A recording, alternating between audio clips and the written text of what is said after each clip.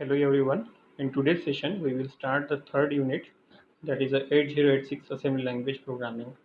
And here we have to study the 8086 interrupt structure, then interrupt vector table, hardware and software interrupt, BIOS and DOS interrupt, and then concept of psp.exe.com files and TSR. So now let us start the topic, that is the 8086 interrupt structure. So what is the interrupt structure? Interrupt is a method of creating a temporary halt during the program execution. Means it creates a temporary halt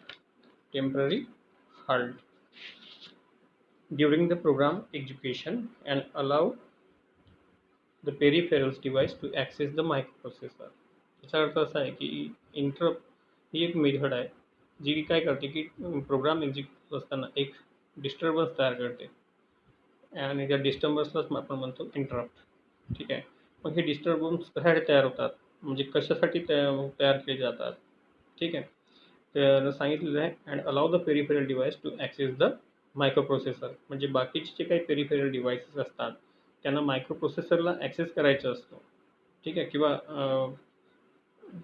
किंवा त्यांचं काही operation, त्यांचे काही function perform करायचं असतो मायक्रोप्रोसेसरकडून. म्हणून त्यामुळे त्याचं अटेन्शन आपल्याकडे येण्यासाठी ते इंटरप्ट रिक्वेस्ट तयार करत असतात. ठीक आहे. The microprocessor respond to that interrupt with an ISR. That is, ISR means interrupt service routine, which is a short program to instruct the microprocessor on how to handle the interrupt. तर या ठिकाणी सांगितलेलं आहे की microprocessor काय करतोय की microprocessor respond to the interrupt with ISR.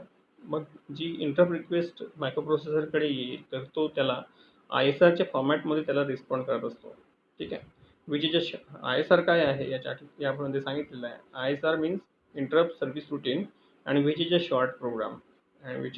short program and to instruct the microprocessor on how to handle the interrupt. आणि तो मायक्रोप्रोसेसरला सांगत असतो की इंटरप्ट रिक्वेस्टला कसं हँडल करायचं आहे.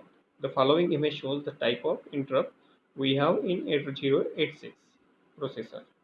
तर या ठिकाणी ही जी डायग्राम दिलेली आहे ही आपल्याला सांगते की 8086मध्ये किती प्रकारच्या इंटरप्ट असतात. तर interrupt is basically divided into two types, that is a hardware interrupt and software interrupt. Again, hardware interrupt is divided into two parts, that is a maskable interrupt and second is a non-maskable interrupt. आता आपल्याला माहित आहे hardware interrupt.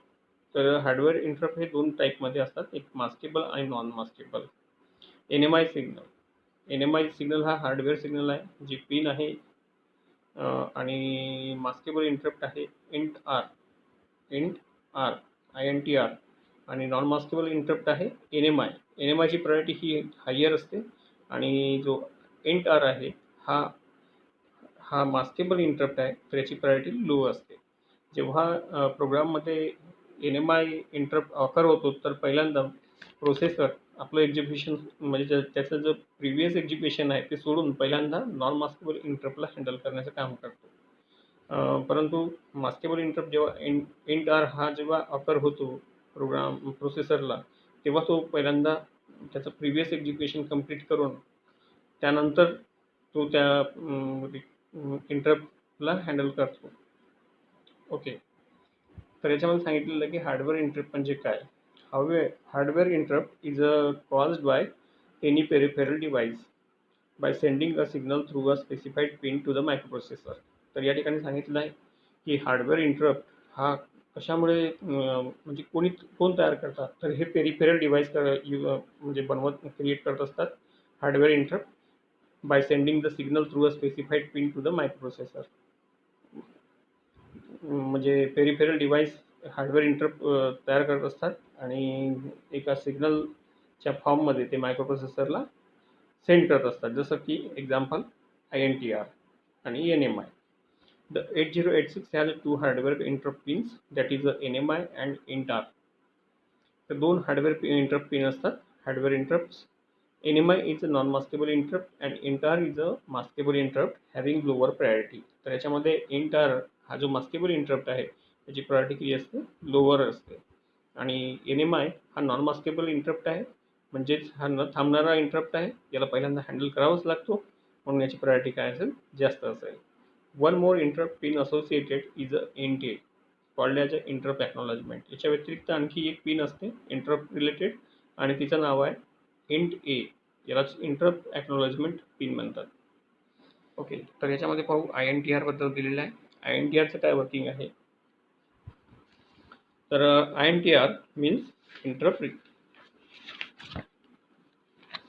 The INTR is a maskable interrupt because the microprocessor will be interrupted only if interrupts are enabled.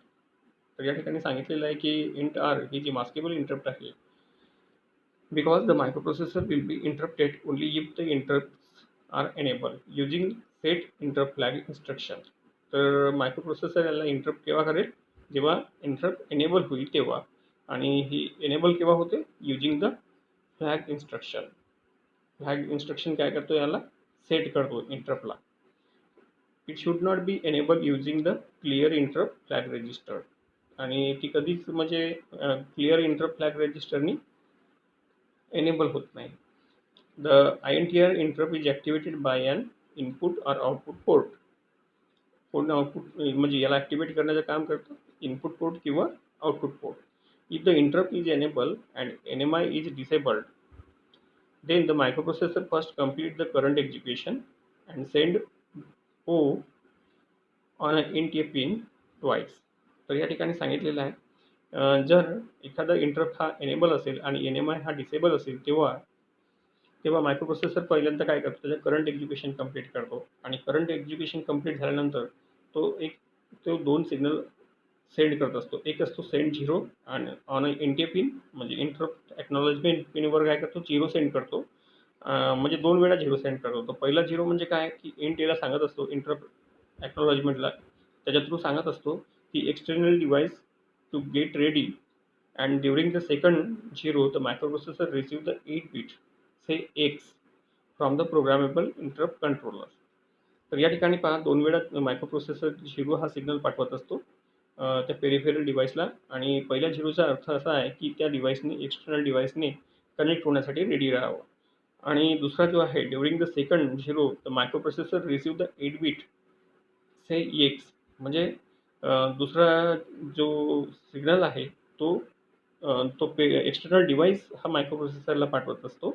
त्याला या ठिकाणी X नाव दिलेलं आहे आणि ती X ही 8 बीट रिक्वेस्ट असेल from the programmable interrupt controller. तर हा प्रोग्रामेबल इंटरप्ट कंट्रोलर त्याला हा Xच्या फॉर्मॅटमध्ये 8 बीट रिक्वेस्ट पाठवत असते. तर या ठिकाणी सांगितलेलं आहे की म्हणजे प्रोसिजर कशी कंप्लीट होत आहे. तर पहिल्यांदा काय होत आहे की मायक्रोप्रोसेसर काय करतो, जेव्हा त्याच्याकडे एखादं इंटरप्ट एन्काउंटर होतो तेव्हा तो काय करतो. तर these action are taken by the microprocessor. First, complete the current instruction. पहिल्यांदा मायक्रोप्रोसेसर त्याचं जे काही वर्किंग असेल, त्याचं काही एक्झिक्युशन चालू असेल, करंट इन्स्ट्रक्शनचे एक्झिक्युशन पहिल्यांदा ते कंप्लीट करतो. ठीक आहे, first complete the current instruction. Second, activate the INT output. आणि त्यानंतर तो काय करतो, इंटरप्ट एक्नॉलेजमेंट आउटपुटला ॲक्टिवेट करतो and receive the interrupt type say X. म्हणजे या फॉर्ममध्ये आता सांगितलेलं आहे की जेव्हा तो ॲक्टिवेट करेल इंटरप्ट Aला, आउटपुट सिग्नलला, तेव्हा तो काय करेल की 0 सेंड करेल त्या एक्सटर्नल डिव्हाइसला. आणि तो जो कंट्रोलर प्रोग्रामेबल इंटरप्ट कंट्रोलर आहे तो काय करेल, त्याला मग एक रिक्वेस्ट सेंड करेल X 8 बीट X रिक्वेस्ट त्याला सेंड करेल मायक्रोप्रोसेसरला. त्याच्यानंतर थर्ड पॉईंटमध्ये फ्लॅग या ठिकाणी काय केलं जातं, थर्ड पॉईंटमध्ये फ्लॅग रजिस्टर व्हॅल्यू आणि code segment value return address करेल. ठीक आहे, flag register third action is taken by the microprocessor is it set the flag register value comma code segment value of the return address and IP value of the return address are pushed on the stack. म्हणजे स्टॅकमध्ये ह्या सर्व गोष्टी त्या store करेल. म्हणजे flag रजिस्टरची value, code segment value, return ॲड्रेसचा जो कोड व्हॅल्यू आहे कोड सेगमेंटमध्ये स्टोअर केला जातो आणि ती व्हॅल्यू त्या ठिकाणी स्टॅकमध्ये स्टोअर केली जाईल. पुन्हा IP value means index pointer value, return address हे म्हणजे आय पी व्हॅल्यू, म्हणजे आय पी व्हॅल्यूमध्ये त्याचा रिटर्न ॲड्रेस स्टोर्ड असेल त्या इन्स्ट्रक्शनचा, तर तो सुद्धा स्टॅकमध्ये ह्या तिन्ही व्हॅल्यू स्टॅकमध्ये स्टोअर करेल प्रोसेसर. त्याच्यानंतर fourth, I P value means index pointer value is loaded from the content of word location. तर आय पी व्हॅल्यू कशी लोड केली जाते, तर वर्ड लोकेशनपासून, म्हणजे पहा जी 8 बिट इन्स्ट्रक्शन आहे, तर त्याला मल्टिप्लाय बाय 4 केलं जातं, म्हणजे 8×32, म्हणजे 2 बाईट इन्स्ट्रक्शनमध्ये तो त्याला काय करेल, लोड करेल. ठीक आहे. त्याच्यानंतर code segment is loaded from the content of next word location. तर नेक्स्ट इन्स्ट्रक्शन जी एक्झिक्यूट करायची असेल तर ती सुद्धा त्याचे कंटेंटसुद्धा सी एसचे कंटेंटसुद्धा तो काय करेल, लोड करेल. त्याच्यानंतर लास्ट ॲक्शन त्याची काय असेल, इंटरप्ट फ्लॅग आणि ट्रॅप फ्लॅगला रिसेट करेल, 0 करेल, रिसेट टू 0. ठीक आहे. तर these are the actions are taken by the microprocessor during the interrupt encounter. Now software interrupt. What is the software interrupt? The software interrupts are inserted at the desired position into the program to create the interrupts. तर या ठिकाणी सांगितलं की some instruction are inserted at the desired position. काही ज्या software interrupt असतात, काही instruction असतात की त्या एका डिझायर्ड पोझिशनला, प्रोग्रामच्या एका डिझायर्ड पोझिशनला इन्सर्ट केल्या जातात. ठीक आहे. टू क्रिएट द इंटरप्ट, त्यांनी इंटरप्ट तयार करावा म्हणून. This interrupt instruction can be use to test the working of various interrupt handler. It include I N T. आता आय एन टी ही जी आहे, इंट आर होती पहिल्या या ठिकाणी, ती हार्डवेअर रिक्वेस्ट होती. ही आय एन टी जी आहे, interrupt instruction with type number, तर ही आहे सॉफ्टवेअर इंटरप्ट. ठीक आहे. आता हे पहा, याच्यामध्ये बरेचसे टाईप असतात, टाईप नंबर असतात, इंट 0, इंट 1, इंट 2, इंट 3, अशा प्रकारे काही इंटरप्ट रिक्वेस्ट आहेत. ह्या सर्व इंटरप्ट रिक्वेस्ट ह्या सॉफ्टवेअर इंटरप्टचा आहे. ठीक आहे. जसं पहा, हे आम्ही सांगितलेलं आहे, it is a 2 byte instruction. Software इंटरप्टमध्ये सांगितलेलं आहे की इंट आय एन टीबद्दल बघतोय आपण, interrupt instruction with type number. It is a 2 byte instruction. First byte provide the अपकोड and second byte provide the interrupt type. ठीक आहे. तर यामध्ये हे जे आय एन टी पिन आहे, आय एन टी इन्स्ट्रक्शन आहे, त्याचा फर्स्ट बाईट अपकोडबद्दल सांगत असतो आणि दुसऱ्या बाईटमध्ये त्याचा इंटरप्ट टाईप हा स्टोअर केला जातो. Okay. So there are 256 interrupt types under this group. तर ह्या सॉफ्टवेअर इंटरप्ट ग्रुपमध्ये टोटल 256 इंटरप्ट टाईप येतात. यामध्ये सुद्धा सांगितले आहे स्टेप की it execution includes the following step. तर याच्यामध्ये सुद्धा पहा,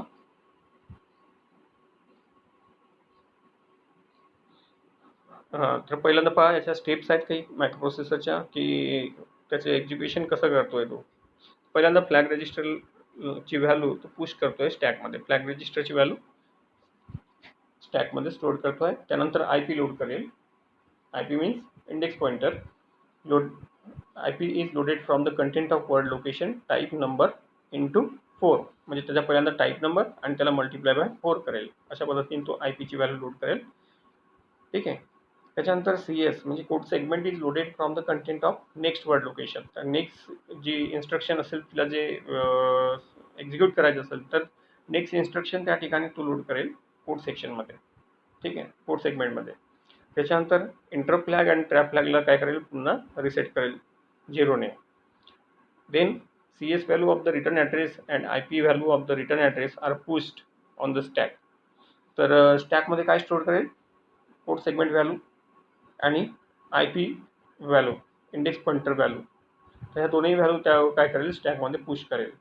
पुश केल्यानंतर the starting address of type 0 interrupt is, या ठिकाणी सांगितलेलं आहे की 6x टाईप 0चा इंटरप्टचा ॲड्रेस जो आहे, स्टार्टिंग ॲड्रेस तो आहे 6x0h आणि टाईप 1चा इंटरप्टचा ॲड्रेस आहे 4x0 4h.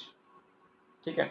सिमिलरली टाईप 2चा आहे 4x0 8h and so on. अशा प्रकारे प्रत्येक इंटरप्ट टाईपचा एक ॲड्रेस दिलेला असतो. The first 5 pointer are dedicated interrupt pointer.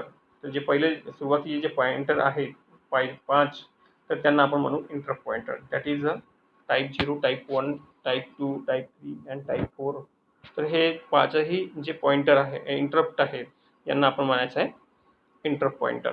Okay. तर टाईप 0 इंटरप्ट रिप्रेझेंट काय करते की zero division by zero situation. म्हणजे पहा, हा एक एक्सेप्शन आहे. आपण जावामध्ये बघितलं असेल. जावा किंवा म्हणजे कोणतीही मॅथमॅटिकलमध्ये एक प्रॉब्लेम असतो की आपण कोणत्याच नंबरला झिरोने डिवाइड करू शकत नाही. जर झिरोने डिवाइड केलं तर त्या ठिकाणी एक एरर काउंटर होतो. ठीक आहे. तर अशा प्रकारची सिच्युएशन जर येत असेल तर त्याला म्हणायचं आपल्याला टाईप 0 इंटरप्ट. तर पहिला जो टाईप 0 आहे तो रिप्रेझेंट करतो type 0 division by zero situation. Second आहे type 1. Type 1 interrupt represent the single step execution during the debugging of program. त्याच्यामध्ये सिंगल स्टेप एक्झिक्युशन रिप्रेझेंट केलं जातं. आणि केव्हा केलं जातं हे? During the debugging of a program. म्हणजे आपण जर प्रोग्रामला जर एक्झिक्यूट केलं आणि लाईन बाय लाईन जर आपण एक्झिक्यूट केलं तर त्या ठिकाणी जर एखाद्या ठिकाणी जर एरर असेल तर त्या ठिकाणी तो आपल्याला दाखवू शकतो की या ठिकाणी कोणत्या ठिकाणी म्हणजे एरर येत आहे, सिंगल स्टेप एक्झिक्युशन एरर. त्यानंतर type 2 interrupt represent non maskable NMI interrupt. Type 2 काय करतोय? Non maskable NMI interrupt represent करतो आहे. जो नॉन मास्केबल असेल म्हणजे टाईप 2ला पहिल्यांदा हँडल करावं लागेल मायक्रोप्रोसेसरला. त्यानंतर type 3 it represent the break point interrupt. Break point प्रोग्राममध्ये पण काही ब्रेक पॉईंट्स असतात तर ते इंटरप्ट हा रिप्रेझेंट करेल टाईप 3. त्यानंतर type 4 interrupt represent the overflow interrupt. तर टाईप 4 जो आहे तो ओव्हरफ्लो इंटरप्टला रिप्रेझेंट करेल. The interrupt from type 5 to type 31 are reserve for the other advance microprocessor. तर 5 पासून तर टाईप 31 पर्यंत हे सर्व जे इंटरप्ट आहेत हे ॲडव्हान्स मायक्रोप्रोसेसरसाठी हे रिझर्व आहेत. And interrupts from 32 to 255 are available for the hardware and software interrupt. पुन्हा 32 to 255 are available for hardware and software interrupt. तर हे आपल्याला लक्षात ठेवायचं आहे की कोणतेही इंटरप्ट कशासाठी यूज होत आहे. तर 5 to 31 are reserve for advance microprocessor and 32 to 255 are available for hardware and software interrupt. Okay.